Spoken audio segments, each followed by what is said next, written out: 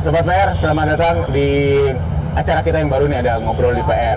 Kebetulan hari ini kita kedatangan teman-teman yang luar biasa dari Wanadri. Kemarin sudah melakukan 2010 ya, 7 Summit, 7 gunung tertinggi di 7 benua. Nah, di tahun ini mereka punya target lagi yang baru, yang mungkin akan membuat kita merasa luar biasa juga menjadi orang Indonesia karena mereka mampu melakukannya. Yaitu adalah Flores Kayak Expedition. Flores Kayak Expedition. Flores Sea Kayak Expedition. Flores Sea Kayak Expedition, nanti mereka akan mengelilingi itu 1000 km laut ya Pak ya. Oh, saya perkenalkan dulu. Ini Pak, silakan Pak. Ya. Sampai ngobrol lagi nggak apa-apa. Kang Arya. Ya, kami terima kasih. Kami dari Wanadri diundang sini untuk bisa menyampaikan apa yang kami rencanakan. Alhamdulillah tahun 2010 sampai 2013 kami berhasil melakukan pendakian Seven Summit. Dan tadi kami sudah berhasil melakukan acara peluncuran buku Seven Summit. Nah, di Wanadri itu pelatih-pelatih kami menyampaikan bahwa selama Burangrang berdiri tegak, Sungai Citarum mengalir ria, selama itu juga kisah petualangan Wanadri tidak akan pernah berhenti. Burangrang dan Citarum ya? Ya, Citarum walaupun sudah dibendung di beberapa tempat, tetap ngalir. Burangrang tetap dipegang. Itu dari pelatih kami. Nah, kami hanya menjalankan apa yang sudah dinasihatkan seperti itu. Setelah 7 puncak tertinggi di 7 benua, kebetulan saya juga ketua harian ekspedisi itu. Oh iya? Ya. Dan 10 tahun kita vakum dengan berbagai hambatan, juga diantaranya karena masalah COVID. Ini gelora petualangan ini nggak bisa tertahan lagi. Anak Wanadri dikenal sebagai anak Bandung atau anak gunung. Iya. Tapi kami dalam perjalanan kami melakukan interaksi dengan teman-teman pegiat kayak laut di seluruh Indonesia. Nah, dari sana kami telah melihat banyak teman-teman itu melakukan itu hanya untuk wisata dan itu untuk kegiatan pencarian dana. Oh, nyata aja. Siap. Ini mau spesial baru nih. Spesial. Kalau ini kan kalau saya darling gitu. Tadi belum kenalan nih Pak Bang. Nama saya Yofi Rikson Saragi, saya anggota Wanadri dengan NRP W543 Elang Rimba. Saya masuk Wanadri tahun 1983. 83. Ya. Oh, baru berapa? Mbak Moli, panggilannya Mbak Moli, tapi ada nama lengkapnya coba. Nama lengkap saya I Gusti Ayu Laksmi Purnamasari, tapi lebih akrab dipanggil itu Moli. Saya Wanadri 1408 Windu Purnama, masuk Wanadri tahun 2018. Pak Doni, Om Doni ya? Om Doni. Kalau di Wanadri semua panggilannya Kang. Oh, Kang. Nama saya Doni Rahman. Saya Wanadri anggota luar biasa, W017 tenaga ahli. Tenaga ahli, siap. Kita ngobrol lagi tadi. Ya. Kenapa kayak Om? Banyak sekali media petualang yang bisa dipakai. Bisa menggunakan perahu, bisa dengan menggunakan speedboat, bisa menggunakan perahu layar dan sebagainya. Tapi kita lihat bahwa kayak saat ini adalah suatu olahraga yang sudah sangat berkembang di negara-negara di Eropa ataupun di Amerika. Sehingga kita melihat di bangsa Indonesia ini belum ada yang mengamalkan secara serius menggunakan kayak ini sebagai sarana berpetualangan. Nah, untuk itu supaya kita bisa juga menyamakan bahwa eksistensi kita juga bisa dilihat oleh orang-orang, kita menggunakan sarana yang sudah biasa dipakai oleh mereka untuk melakukan kegiatan petualangan ini. Nantinya sih kami akan berkembang lagi bahwa bukan hanya menggunakan kayak, kita juga bisa akan menggunakan perahu-perahu yang biasa digunakan oleh masyarakat pesisir kita. Jadi kearifan lokalnya gitu ya? Kearifan lokal tetap akan kita pelihara. Tapi saat ini kita ingin juga menunjukkan bahwa dengan media yang sama kita juga melakukan petualangan di negara Indonesia. Nah, kenapa Flores? Nah, tujuan kita sebenarnya bukan cuma Flores. Kita menyebut kegiatan kita sebagai Dayung Jelajah Nusantara. Dayung Jelajah Nusantara. Okay. Tujuan kita adalah mengelilingi pulau-pulau besar di Nusantara, di Indonesia. Sumatera, Jawa, Kalimantan, Sulawesi, Papua. Cuma karena kami adalah seperti saya bilang, kita ini Wanadri ini anak Bandung, anak gunung. Kita baru belajar, kita nggak mau dulu tiba-tiba loncat ke kegiatan yang kita masih belum menguasai. Kami mulailah titik awalnya ini dengan memilih Pulau Flores, di mana kami secara sepihak menetapkan bahwa target kami adalah 1000 km. Itu sepihak. Bisa aja kurang, bisa lebih. Itu hanya karena kami menetapkan sendiri. Dan kemudian kita lihat Flores ini mulai memiliki keindahan luar biasa, dan saat ini sedang oleh pemerintah dan juga oleh masyarakat setempat sedang diusahakan untuk menjadi destinasi wisata unggulan. Nanti kita ingin membantu mengembangkan itu. Oke. Terus apa tadi ya? Berarti ini merupakan petualangan pertama bagi Wanadri di laut? Enggak? Dengan menggunakan perahu kayak. Tapi sebenarnya tahun 2008 kita sudah pernah yang GDN itu. Oh ya GDN. Kita sudah pernah juga melakukan petualangan pendataan pulau-pulau terdepan di Indonesia. Itu dilakukan oleh Kang Doni dan teman-teman dari Wanadri. Nah, itu juga sudah ada bukunya. Nah, sekarang kami masuk. Waktu itu teman-teman dari GDN menggunakan kapal layar dan kapal-kapal tradisional, juga kapal-kapal yang ada di sekitar perairan Indonesia. Tapi saat ini kami memilih menggunakan kayak. Nah, untuk kayak mungkin baru pertama kali di Wanadri untuk melakukan ekspedisi dengan skala seperti ini. Nah, waktu GDN waktu itu apa tantangannya, Om? Kang? Kan apa ya? Kan pulau-pulau terluar itu seringkali dibilang sulit dicapai. Iya. Tapi waktu pendataan ke wilayah Indonesia Tengah, kita justru menggunakan perahu-perahu tradisional. Oh, perahu masyarakat sana ya, berarti? Masyarakat setempat, dan itu ternyata bisa. Cuman memang katakanlah tingkat kenyamanannya tidak sebagaimana kapal wisata. Ya. Tapi bahwa kapal perahu-perahu tradisional kita tuh sebetulnya mampu mencapai pulau-pulau yang paling depan itu ya. Depan itu. Harusnya paling bukan terluar, terdepan mungkin ya. Pastinya sebenarnya ya, itu yang paling depan. Mungkin kalau boleh saya nambahin cerita Kang Yofi tadi. Nusantara itu khas ya. Daerah laut yang bertabur ribuan pulau. Jadi tradisi di Nusantara itu tradisi kelautan sebetulnya ya. Dan kalau kita lihat catatan budaya kita, gambar-gambar lukisan gua yang 6.000 tahun yang lalu itu gambar perahu dan dayung itu sudah ada. Berarti mereka sejak itu juga udah di melaut ya? Ya, bahkan dari pengalaman kita di waktu ke pulau-pulau terdepan itu, saya kebetulan juga mencatat berbagai jenis dayung.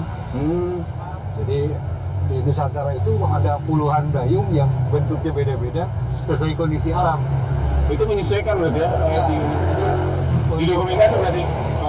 Jadi kondisi alam mereka seperti apa, bentuk dayung mereka tuh biasanya berbeda-beda. Ya.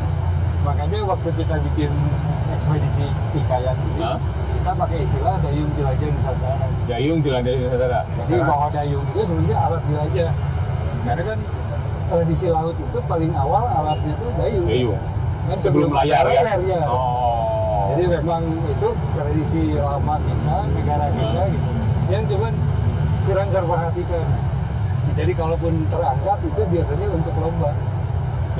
Perahu naga, balap perahu. Gitu.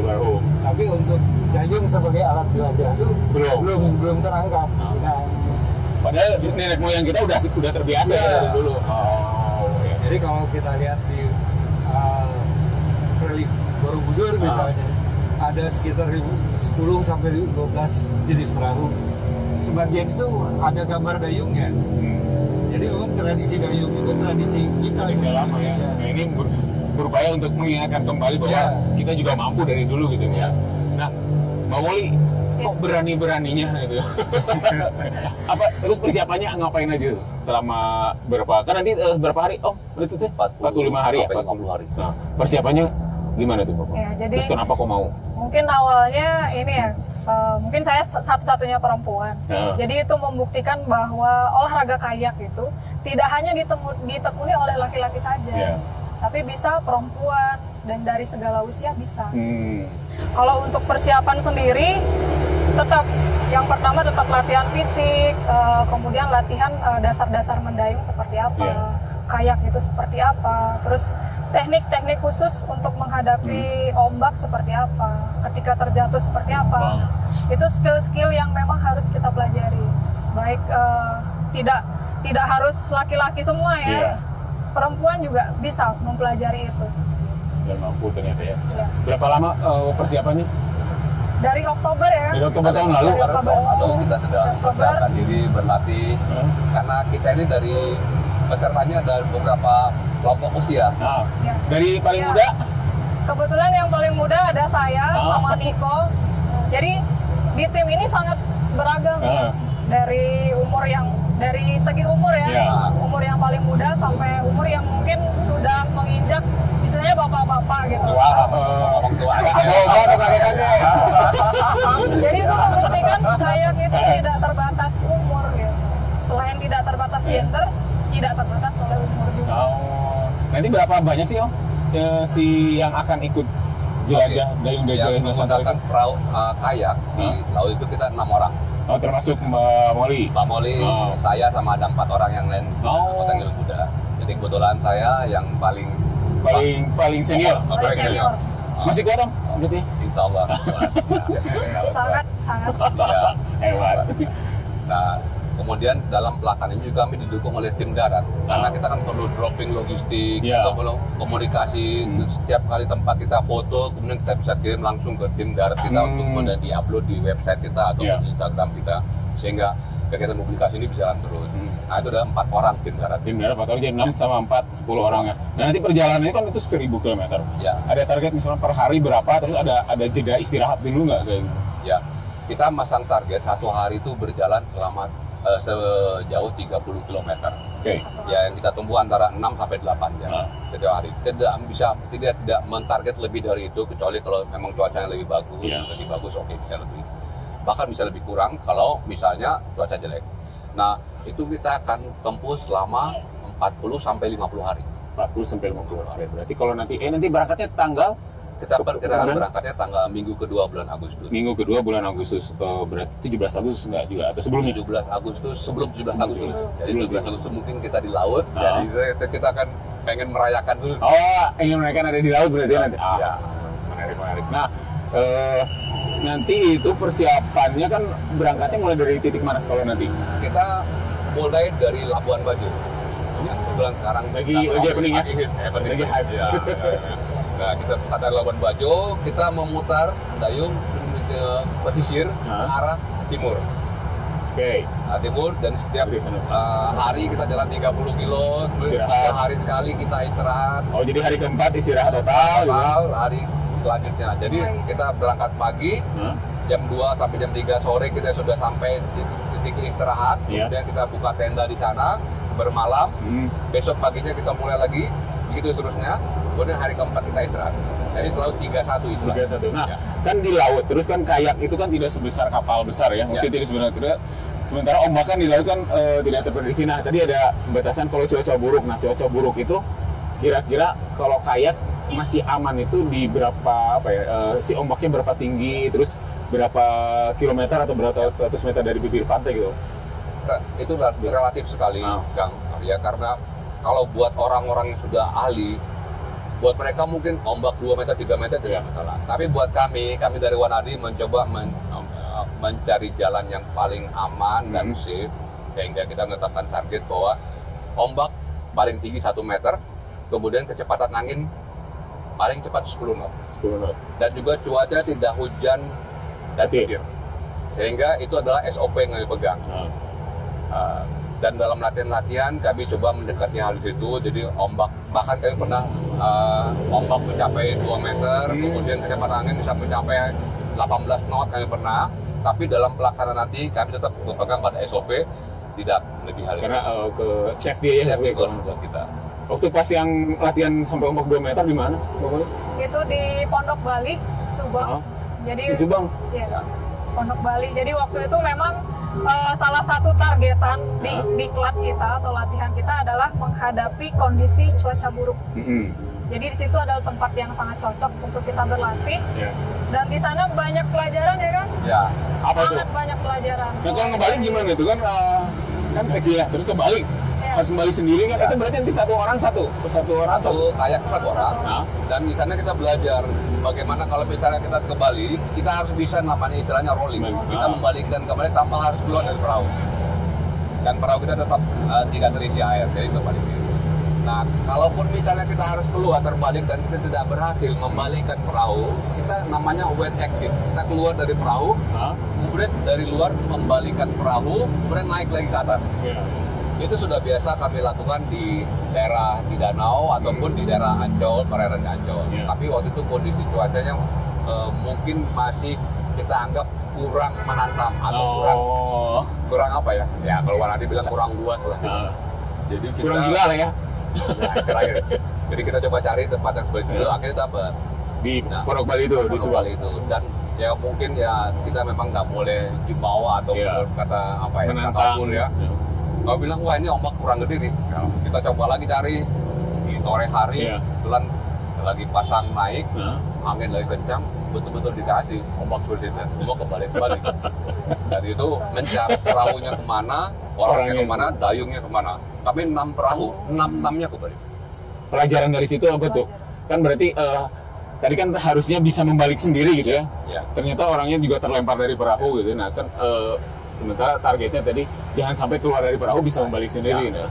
Pelajaran pertama adalah harus patuhi SOP. Bahwa tidak boleh ombak lebih dari 1 meter kita jalan. Kemudian kedua, kecepatan angin tidak boleh dari 10 knot. Itu adalah SOP. Kalaupun kita melanggar itu, ya kita harus siap dengan kondisi tadi yang kita alami itu, mau kembali. Nah, dengan kondisi seperti itu pun kami masih berusaha untuk menyelamatkan diri, walaupun segala macam doa kita sudah keluar supaya bisa dapat. Ya akhirnya kita bisa kembali ke perahu masing-masing, kemudian kita naik lagi, kemudian ke evaluasi. Jadi ya pelajaran pertama adalah kita harus bisa patuh, disiplin pada SOP yang ditetapkan.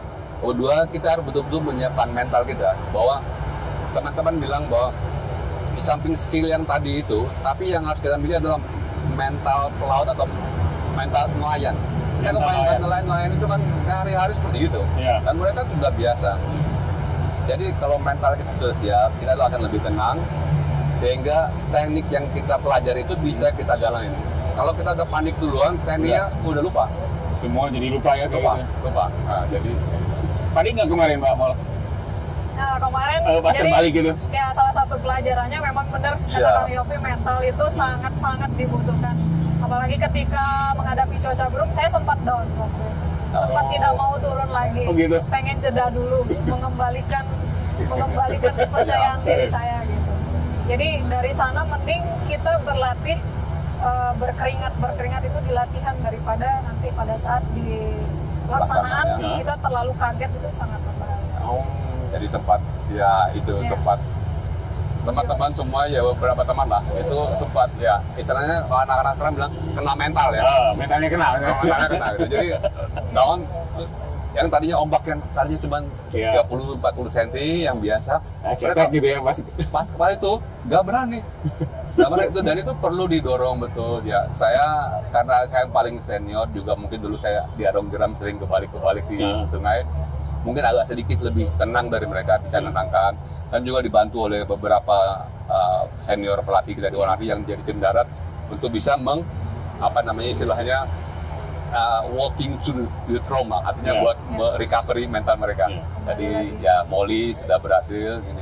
Dan kemudian kami sengaja bikin satu sesi dengan senior kami, pelatih kami, Abah Iwan Abdurrahman. Iwan. Iya. Tapi saya sengaja bawa mereka itu mendapat ujangan. Abah bilang, takut tuh hal yang wajar. Ya, cuman mudah dilatih takutnya. Nah, jangan lama-lama gitu. Dan esensi dari orang berani itu adalah merasa takut tapi tetap berjalan terus. Itulah keberanian. Jadi dari takut itu kan kita bisa waspada ya. Waspada. Iya. Kalau orang udah nggak punya rasa takut ya udah ya. Kalau nggak ada takutnya malah lebih bahaya. Iya. Itu pelajarannya kami dapat dari senior kami ya. Itu bisa kembali lagi berani turun lagi ke laut setelah berapa lama? Waktu itu kan latihannya sekitar 2 hari ya? 3 hari. Jadi pas kejadian itu besoknya saya ragu untuk belajar di ombak lagi.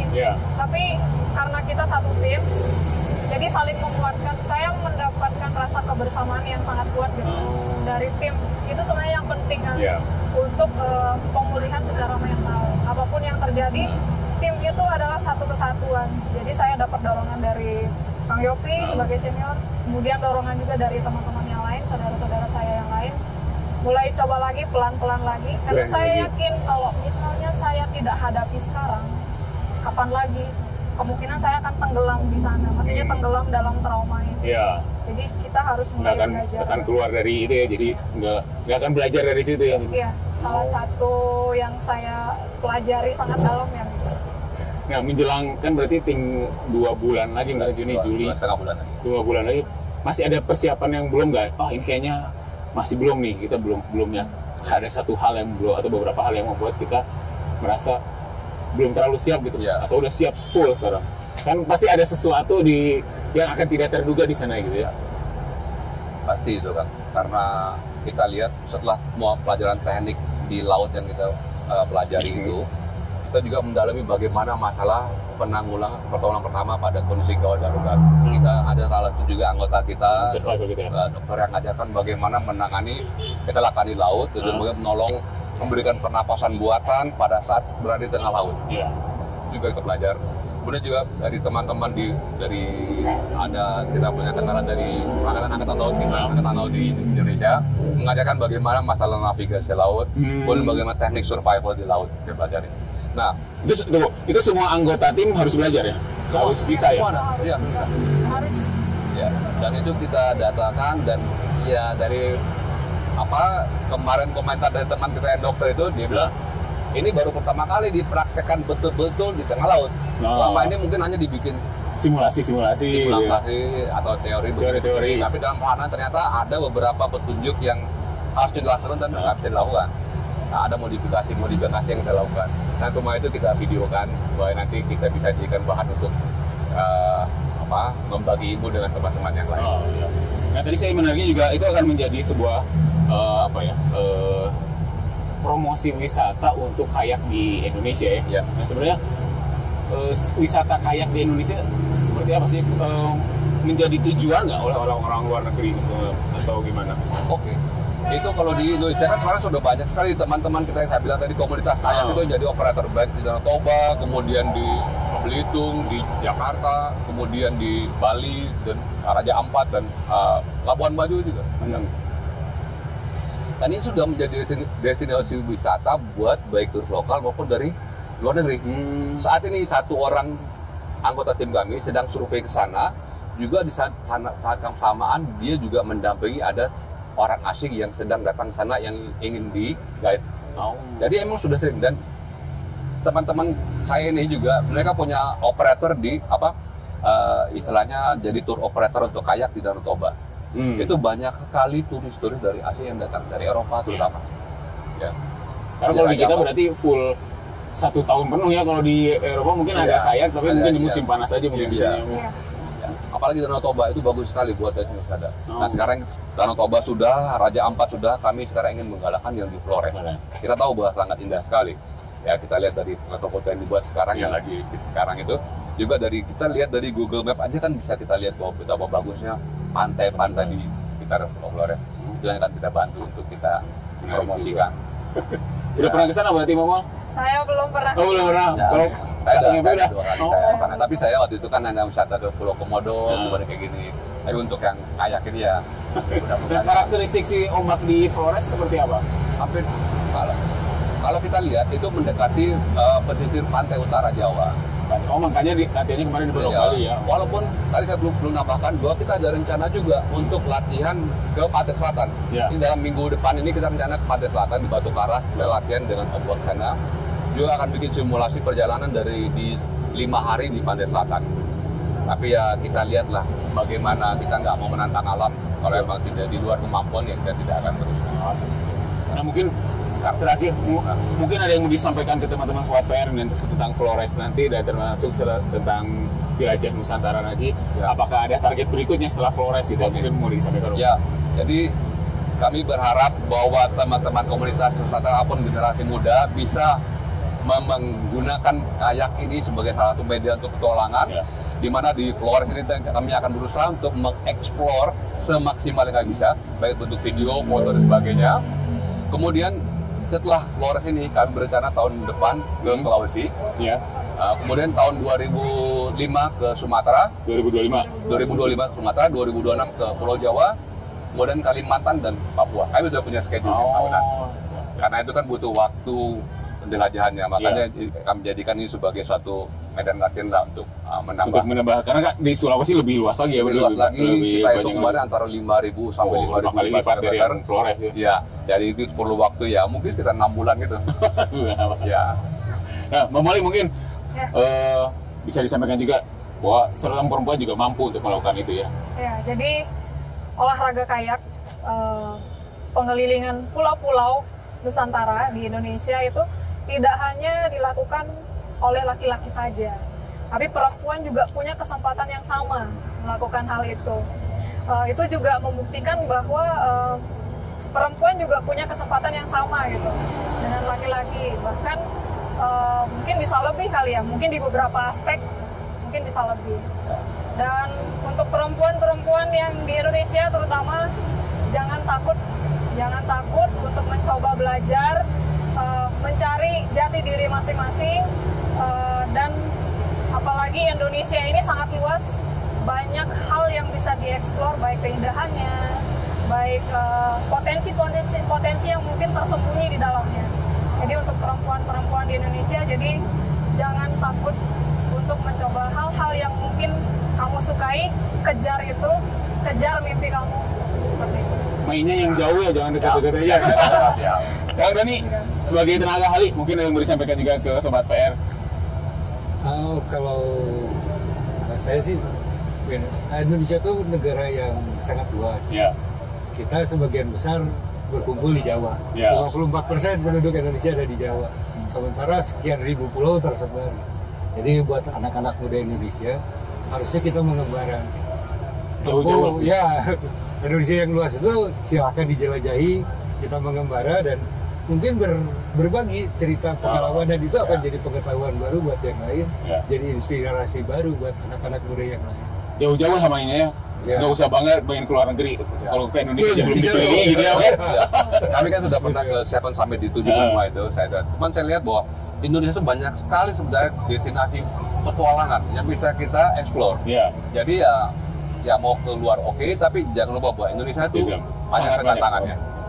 Terima kasih teman-teman semua dari Bandung. Semoga nanti lancar-lancar perjalanan di Agustus nanti sampai kembali lagi ke Bandung. Amin. Terima kasih Sobat PR. Demikian bincang-bincang singkat kami dengan tim Wanadri yang akan berangkat nanti di jelajah Nusantara ke Flores. Semoga mereka doakan bersama mereka berhasil ya. Terima kasih.